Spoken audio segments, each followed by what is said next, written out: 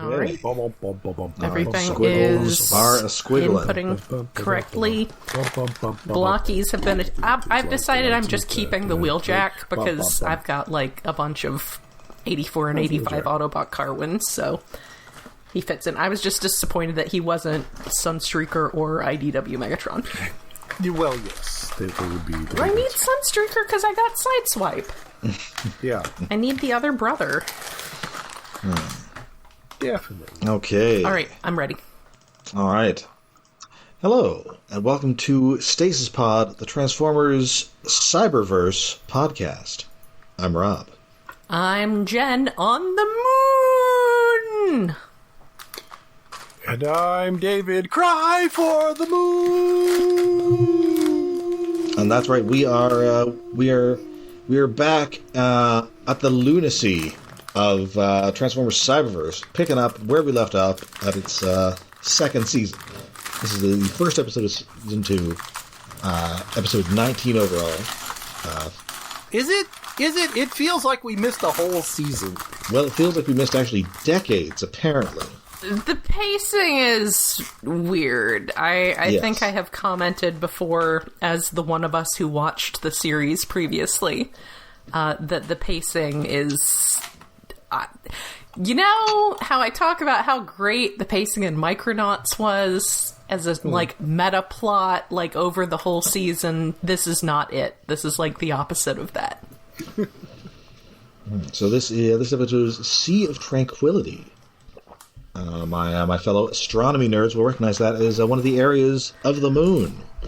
It sure is, because they are on the moon. That's right. Yes, near the landing of one of the... which one was it? 11? Apollo 11 was the first one, yes. Yeah.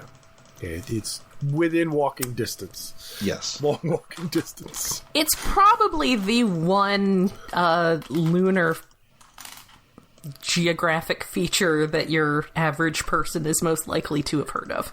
It's true. Well, after the dark side. Well, I guess. I don't know Which that that's is, a David, geographic feature. David, I'm sorry. I believe you mean the dark of the moon. Yes. But no, this is... it's well-known enough that it's name-dropped in a Prince Sheena Easton song. Yeah. Arms of Orion, the song on the Batman soundtrack that you are most likely to hear in your dentist's office.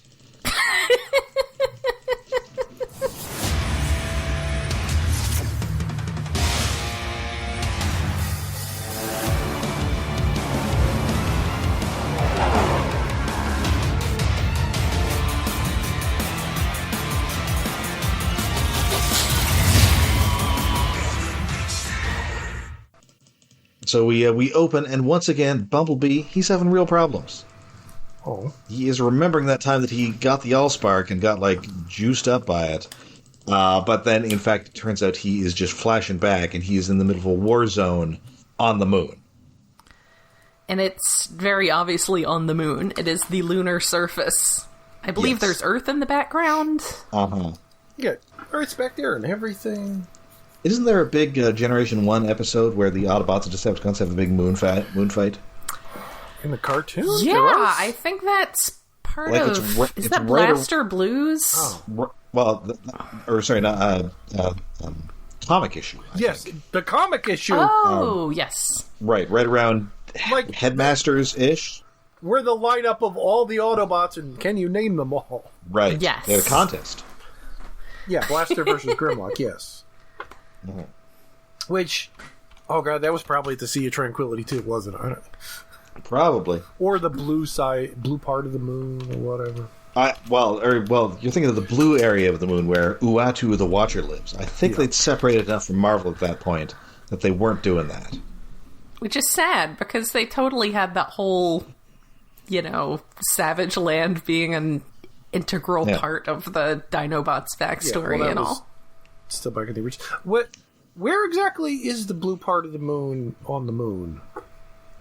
I mean, I don't really know moon geography.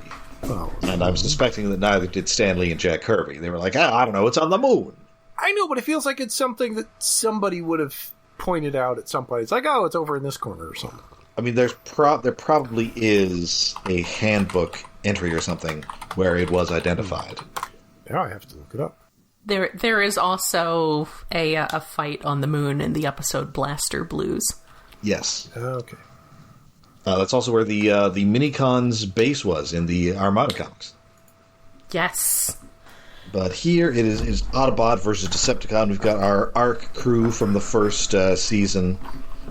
And then in this, it's not just the Seekers that we mostly saw hanging around last season. We got Megatron here, we got Shockwave, we got Soundwave, we got Starscream. All your Decepticon greatest hits. Yes. All the major characters you are familiar with. Shockwave! I love his angry eyebrow so much.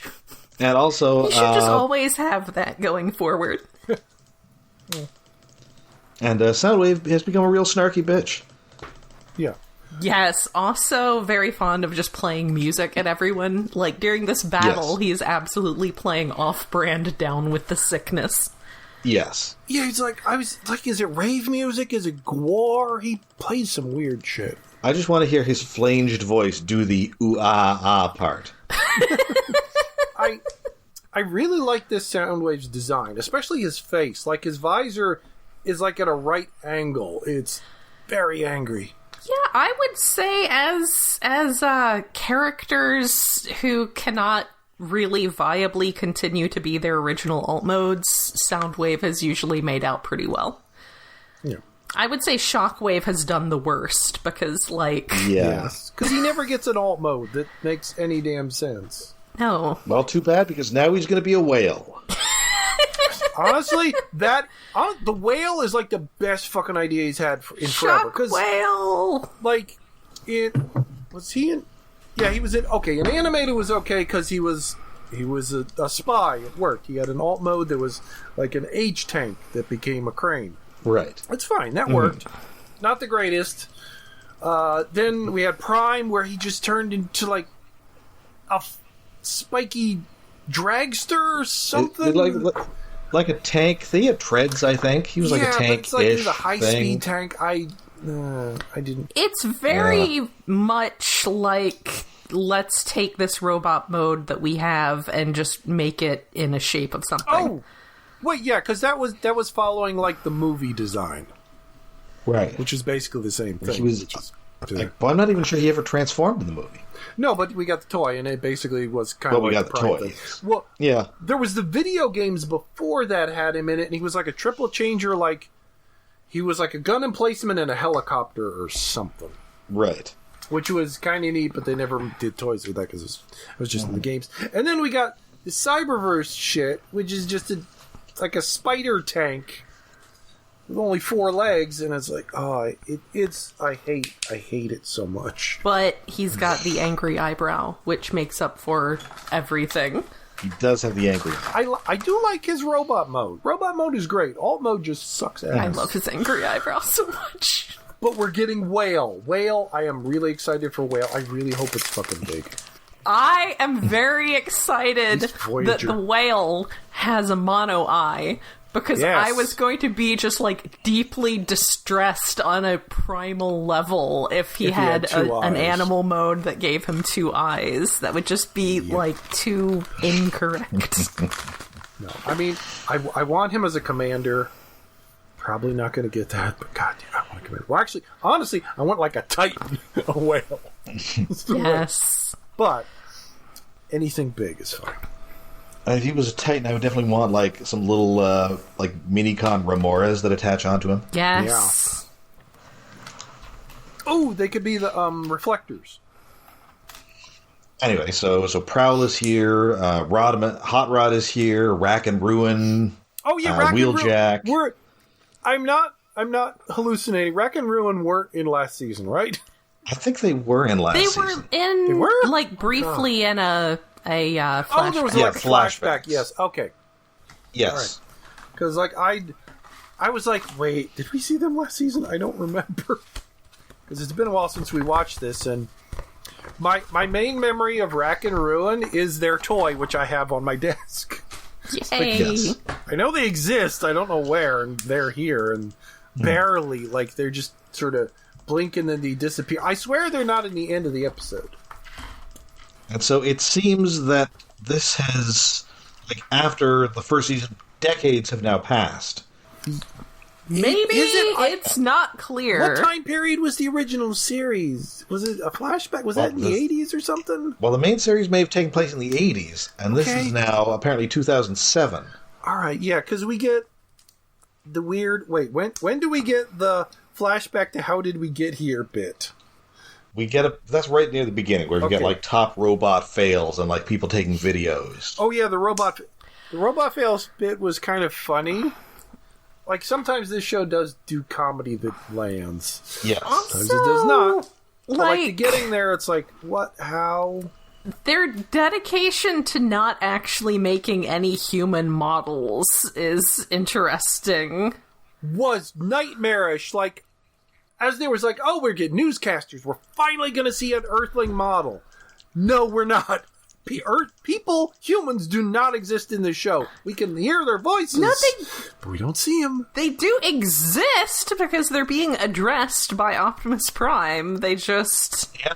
They're off-camera ADR. That's all they are. They're disembodied. Yes. Every human being on Earth is the Invisible Man. It's a whole planet of Lilith cranes. It's a little weird. It's a little weird. It's a lot like well, no, I didn't forgive it in the first season. It was annoying and weird. The closest we got was seeing a picture of a human on a billboard. That was it. So technically, human-shaped things exist, even though I'm not even sure that was a human. But like, that we're doing this and we're skipping. You don't know. It's like, oh, it could have been a Microsion. Yeah, humans know about Transformers, and we don't still see humans. We're never going to see humans in the series, and that's strange. I mean, I guess that's great for all the people who wanted there to be fewer humans in Transformers stories. Yes. But we're giving them lines now. It just hurts my brain. It's weird. It's very weird. So yeah, we've got Megatron's got a planet smasher that he is going to use. This big engine. It's going to smash the moon into the Earth. Well, first, and then laser. We didn't get to the laser yet. Isn't the rockets next episode? No, the Earth Smasher is the laser. Yeah, the Earth. Yeah. The original Earth Smasher, and then the rockets in the next episode are their backup plan. Oh, okay. Okay, Earth Smasher's not a great name. No, it's not very helpful. It's not very descriptive. We're still doing 2 episodes at a time because they're half-length episodes, Yes. and they very much blend together. Yeah. Mm-hmm. Oh, and there's a scene where we see a vast predatory Decepticon ship crash in the... Yes. Oh, how did we get here part? Which was like, that was kind of a serious scene for... And then go to the, oh, robot fails! It's like, whiplash. Oh, Hot Rod. Falling off a cliff while posing. Anyway, so Megatron, almost the main plot of this is almost not this the super weapon, but mainly that Megatron is trying to get Starscream to help him, and Starscream is leaving him on red. Yes. Yeah, we get some Decepticon drama. And Prime is fighting Megatron. He kind of gets him on the leg. And Starscream is fighting off Windblade, and then an assist from Grimlock and Bumblebee, and the 3 of them together managed to knock down every Seeker. Yes. It's okay. I really like the abundance and variety of Seekers, and I know that it's just useful for them to do that because it's obviously their budget for models is limited. See my theorizing in our first episode on Micronauts. But it is nice that gets us like this really exciting abundance and variety of Seekers. Yeah. Mm-hmm. Many varied colors. Although I think all the ones in this episode are the male model, because there's a male and a female model. Oh no, do we see... I mean, it is hard to tell because Slipstream there's... Well, Slipstream is here, but also there's just they're in vehicle mode a lot. Yes. Oh, it's in this next episode where we see them mostly in robot mode, yeah. Yes. I think they're all male models then. Like Fabio? Well, we get Acid Storm, but I can't recall which Acid Storm we got. Can't recall how Acid Storm is feeling today. No, non-binary icon string. Or non-binary icon Acid Storm. How Acid Storm is presenting today.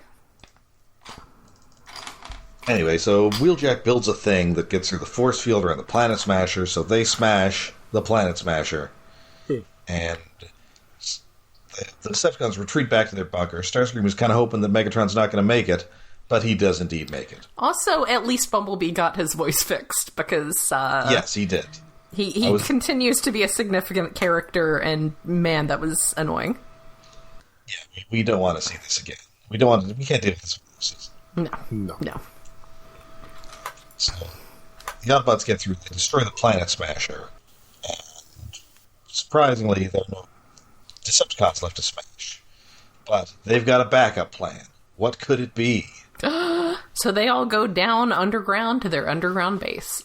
Also, at one point, Soundwave, plays a music sting. And also, there's the big fight with Optimus and Megatron. Oh. And my notes for that were, at least they're not quoting the movie. This is true. Because it was Yeah, it's possible this writing team has not seen the movie, but maybe they are just not. I hate to think that the only two modes are haven't even seen the movie or quote the movie relentlessly. I feel like it's possible to have seen the movie, but also have the creative decency to write your own dialogue. Or at least quote other scenes in the movie. Yes. Quote Hot Rod, please. Quote Cup. But I was glad that I will give them the benefit of the doubt and not be like, all these writers are fake fans. I will give them the benefit of the doubt and suggest that maybe they just, did not need to do that kind of unnecessary, overdone fan service. Not like some people we can mention. Not like some comic books we can mention. Yeah. So, Starscream gets demoted. Yes. I got so mad. Yes, very. Promoted in... a woman has been promoted over him because Megatron has gone woke. Yes! Oh! Return of... notes on the YouTube. It has the title, and then it has an emoji. Emoji for this episode is a wave. Ooh, because it's a C. Oh, right. Sea of Tranquility. That just reminds me of the whole thing about how apparently you can completely ruin the new ChatGPT model's day by asking it if there's a seahorse emoji. Oh, yeah. And it hallucinates that there used to be one. It just keeps second guessing itself and just goes in circles. Yeah, that was a fun infinite loop. All right, and that brings us to our next episode. And I see a bad moon rising. I see trouble on the way. I see earthquakes and lightning. I see bad times today. Just about the only boomer music that I really appreciate. Good one for your Halloween mix, too. Yeah, and I gotta work on that because I'm gonna have trick-or-treaters this year. Ooh. So many kids in my neighborhood, oh my god. It's gonna be great. What is it? What is the actual moon emoji that this is called? First quarter moon face emoji. Moon phase or moon face? Face, I think. I don't know. Does it look like Doug Jones? Sadly, no. You know, he was... probably got a little face on it. Yeah, he was Mac Tonight. He was Mac Tonight. Oh, right. At conventions, he still knows all the words to the song, because I'm sure he had to listen to it a zillion times when they were doing the commercial. That is wonderful. Or is it last quarter? It's some moon emoji.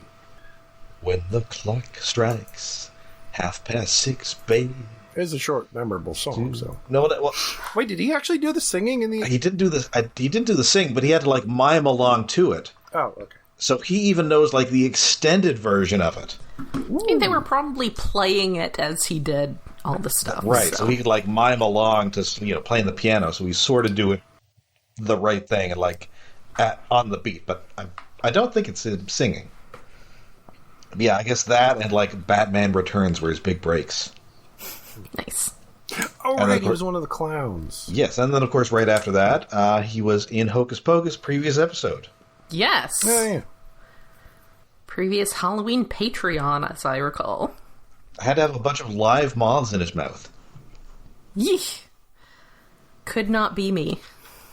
And I guess the first time... Well, what if they're the cute little pink rosy moths? Well, then I definitely don't want them in my mouth. Well, yeah. It's not where they go.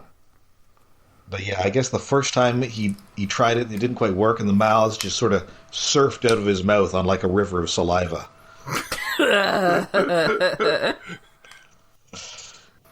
But they got it the second time. But no moths were harmed. I saw him at a convention talking about how the moth handler. Aw. The moth whisperer. Oh, it sounds like they did a better job than Phil Tippett, the dinosaur handler. You had one job, Phil.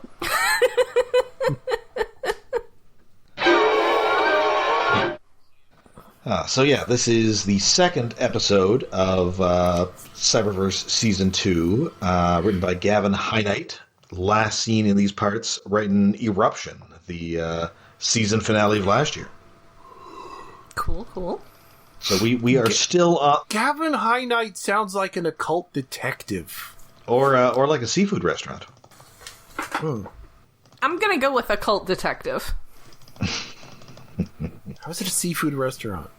Is it a Canadian joke? I'm thinking of Captain. I'm thinking of Captain Highliner. Never heard of that. I thought you were thinking of Arthur Treacher. Oh no. Ooh. Anyway, so Starscream is flashing back to all those times that he was Megatron's bitch. Yeah, Starscream. This is time your we do life. almost get a G1 dialogue line where Yes. he does say you're either lying or you're malfunctioning. Which I don't know if that was intentional, because that is generally a fair thing to say to Starscream with the things he gets up to. Triple Takeover, also an episode we did. Yes, it was. The one where Blitzwing deployed the long bomb. Yes. The one where Skids gets a single line. That's right. And they cut it for the G2 edit. Yes. Oh. Poor I mean, it had to Skids. make way for the Cybernet Space Cube. Yes. So the Decepticons are in this Moon Doom bunker, and the Autobots are trying to get into this elevator to John McClane their way through. And Megatron is having a real bad time. Like his leg They is all got a busted moon up. engine. I'm having Moonfall flashbacks here. That's the right. Moon, the moon is headed towards the Earth. Yep, we're just gonna smack the moon into the Earth, and then we'll just like look through the debris to find the Allspark, because I guess the Allspark is indestructible? Question mark. I mean, I guess it's a religious artifact, so maybe. But I do I feel like. that you're kind of underestimating how big the Earth is, because it's very big. Well, yeah, but if it has like a particular energy signature or something, I don't know. I do appreciate that this does feel like a Shockwave plan, because there's just absolute disregard for collateral damage. Yes. Just aggressive amounts of collateral damage being shrugged off. Like, sure, it destroys an entire planet, but we'll find the thing that we're after. Yeah. Oh, damn it. I was trying to find, like, from the old Lensman series, E. Doc Smith's thing. Like, I was thinking, like, oh, what is it called when you use a planet to smash into another planet? Planet Smasher? No, I was thinking it was called a Nutcracker, But that's actually when you get 2 planets and smash a 3rd planet between them. Oh. Just using 1 planet is just called a free planet. That's nowhere near as fun. I think this is also how the Yuuzhan Vong killed Chewbacca in the Star Wars Expanded Universe. Oh, yes, it is! Which is... Expanded Universe. Like, how it actually happens is way more confusing than, Chewbacca was just on that moon. No, they fly down to the planet as the moon is coming in, try to rescue some people, and in the process, Chewbacca doesn't get back on the Millennium Falcon and gets smushed while everybody else escapes. And then also they're doing this with, bioengineering, question mark? Yeah, because Yuuzhan Vong have, some nonsense thing that just, fucks with gravity and makes what you pointed at, it goes toward what you pointed at, because they don't have hyperdrive. I'm just going Don't read the Yuuzhan Vong stuff if you're going to read any of the old EU. Make a controversial statement and say that the Expanded Universe deserved to die.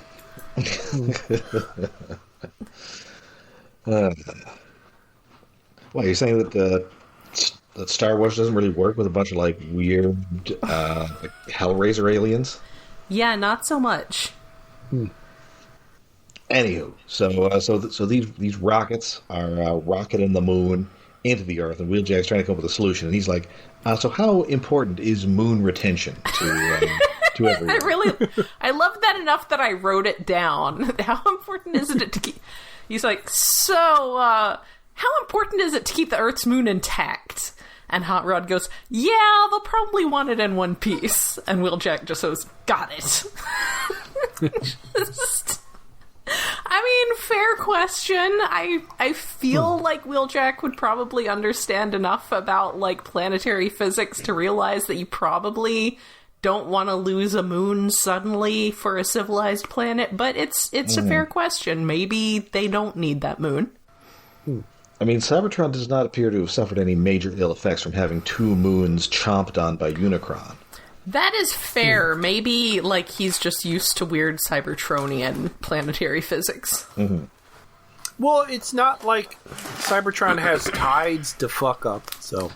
Yeah. I guess it sometimes has what is it, the Rust Sea? That might have tides. Yes.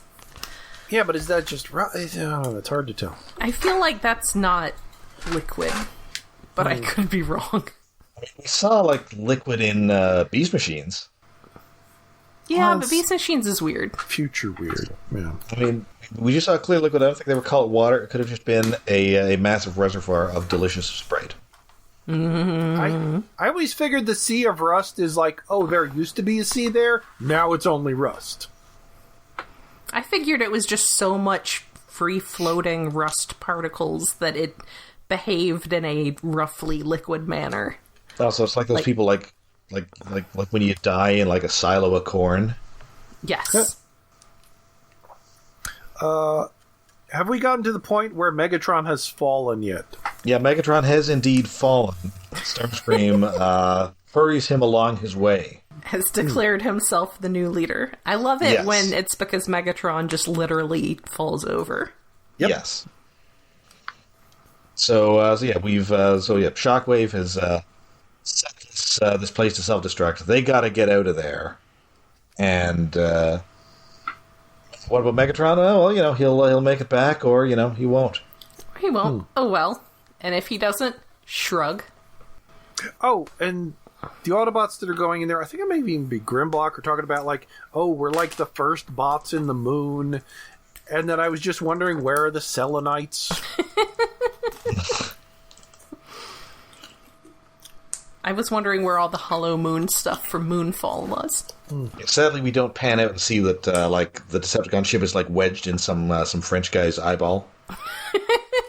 Oh, there are actually hollow tubes on the moon because of how it was formed. There are just pockets of where it was liquid at one point and just moved away. So it's got lava tubes. That have been there for millennia. Wheeljack's got the engines, and somehow these rocket engines have a reverse, which is really how rockets work. But whatever. Yeah, that's what. No, negative. how there's a reverse on Rock. I mean, the way they show it, it's like, oh, the big engine shuts off and little retro rockets start, but there is some very Vince DiCola. Even if you did turn that on, I don't think that would pull the moon back, because the rockets are pointing down at the planet. They would be pushing on the moon. Be pushing on the moon. Giant rockets don't have a reverse. You need rockets on the other side.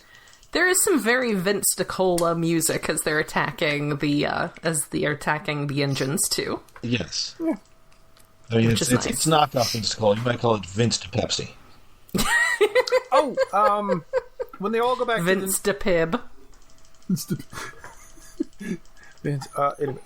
When they all go back to the Nemesis, the Decepticons, and leave Megatron behind, and Starscream takes over the command chair, which Soundwave is grumpily sitting and does not want to get out of the chair. Starscream's barking orders and then is asking, like, what do these little buttons on the chair do? Like, what? Also, we once again see one of Shockwave's amazing little spider drones, which I love a lot. I enjoy those a great deal. I would like those if that wasn't also his alt mode. I guess. That they're just tiny, his alt mode. Yeah, I don't like that. As in minions, yeah, that's fine. As little hymns, no. But wait, Megatron still functions. Yes. And it's almost less like Transformers the movie, kind of more like that one episode of Generation 2, where Megatron gets the crap beaten out of him by G-Axis. And, man, that was like... I loved that panel, that big splash panel, when I was in high school and G2 was new, and I had a photocopy of it up in my locker. Yeah, he's just got like gunge and scorch marks, and it's not quite as 1994 as that image. No. Well, no, it's a lot more. We just put an extra texture on the model that we have. Mm-hmm. Yeah. So Megatron proceeds to grab Starscream and just chuck him around the ship down hallways as he's trying to run away. It's a lot of workplace abuse.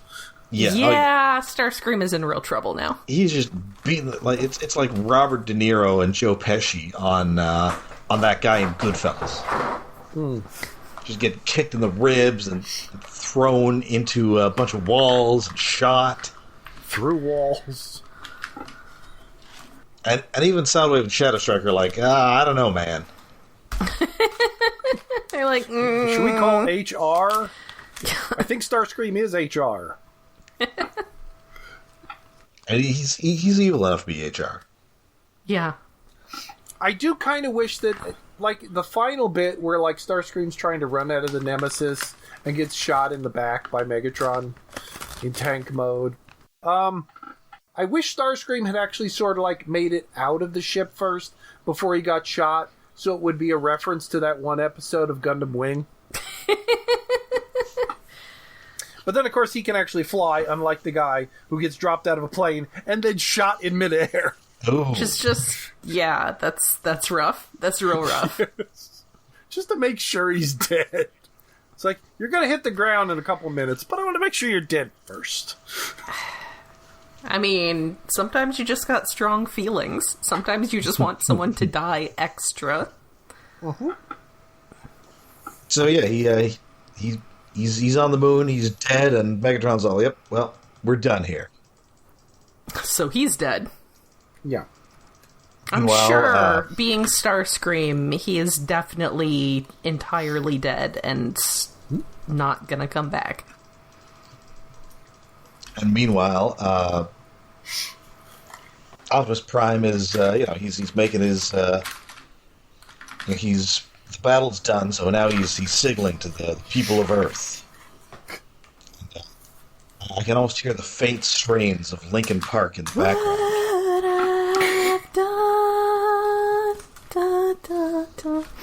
You know, I have a playlist of Transformers related songs, and it has like that Bump of Chicken song they used for the video, and I have thus far resisted putting Linkin Park on it, but I am only fooling myself.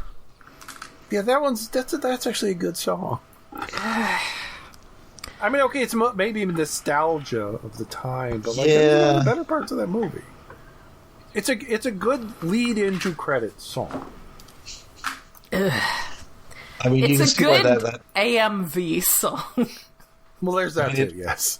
And also that meme from a couple years ago when everybody was putting the end of every movie to what I've done. That was pretty good. That was pretty great. Good stuff. And but meanwhile, Bumblebee is like, "Hey, did you see a cheetah?" Dun dun dun. I like it's him and Hot Rod turns to look too because their himbo sense has detected a kindred soul. Because the season will indeed turn out to be too many himbos. It really is. It really is. It's like having a litter of orange kittens, which I have had before. It's fun. In this, who will have the brain cell in this episode?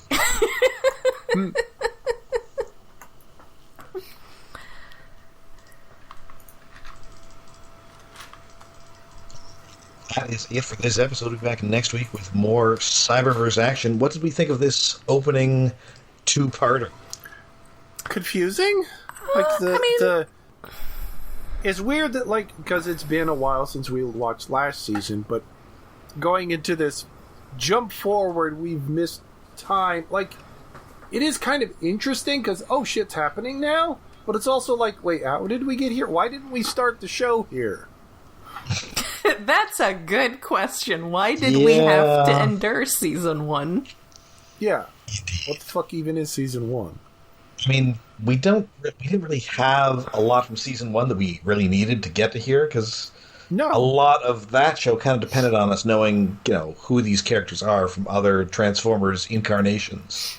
Yeah. Like, it very much... This feels like an entirely different show, to be quite honest. It feels like they threw out, like, all the story Bible, the scripts and everything. It's like, let's just do an entirely different version of Transformers from the season we just did. I mean, we do know that it's at least some of the same writers. Yeah. But maybe, like, Hasbro gave them the original series concept, and they were like, okay, that's cool, let's do something else now that we've established this. And now, of course, the name Cyberverse makes absolutely no sense. Yes. No. Correct. I do hope that when we get to season 3, like it's a time jump another 20 years into the future. We get like season 3 of G1. I think it is like weird space stuff for most of that series. Oh, goody! Most of that season. I'm cool with that part. Yeah, we do eventually get to weird space stuff, because I guess they figure out that they can only be on Earth for so long before they really have to show some humans. Mm-hmm. And by show some humans, I mean pay for some human models. Yes. All right, well, that does it for us for this week. We'll be back next week with more exciting Cyberverse action. Until then, you can find us all over the internet. We are on Blue Sky, we are on Mastodon, and we have a Patreon. Yes, we are hosted on iaconunderground.net, where we have a Patreon set up to help with hosting and other expenses at patreon.com/iaconunderground. Every month for our Patreon subscribers, for as little as $1 a month, we do some kind of super fun side thing. Sometimes it has to do with a movie that's out. Sometimes it's a movie that has just come to streaming. For October, we always like to do something extra spooky. And so this month... So I didn't even know that this existed, despite being someone who generally knows a lot of things about Marvel Comics and also old VHS garbage. So apparently Toei did an anime based specifically on the Tomb of Dracula comics. Yes, Rob will probably have more of a reason of why this happened when we get to the actual Patreon, but But I learned about this at a bad anime panel decades ago. Well, that is a fair place to learn about it, because it was dubbed at the time by Harmony Gold, which should tell you some things about the quality to expect in the English edition. And also the time period, because it was Harmony Gold when we didn't hate them outright. Yes. I don't know, man. I had a friend when I was a teenager who just, had very strong feelings about Carl Masick.